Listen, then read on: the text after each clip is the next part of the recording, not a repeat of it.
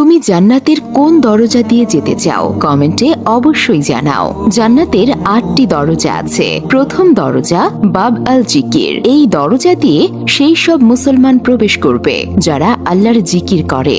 দ্বিতীয় দরজা বাব আল ইমান। এই দরজা দিয়ে সেই সব মুসলমান প্রবেশ করবে যাদের আল্লাহর উপর প্রকৃত ইমান আছে।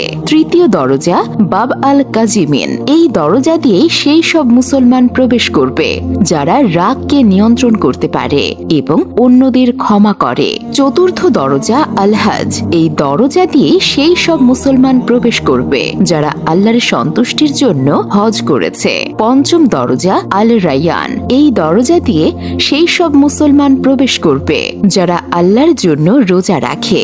ষষ্ঠ দরজা আল সাদাকা। এই দরজা দিয়ে সেই সব মুসলমান প্রবেশ করবে যারা আল্লাহ তাআলার সন্তুষ্টির জন্য দান খয়রাত করে। সপ্তম দরজা আল জিহাদ। এই দরজা দিয়ে সেই সব মুসলমান প্রবেশ করবে যারা আল্লাহর রাস্তায় জিহাদ করে। অষ্টম দরজা আল সালাত। এই দরজা দিয়ে সেই সব মুসলমান প্রবেশ করবে যারা নামাজের ব্যাপারে নিয়মিত ছিল।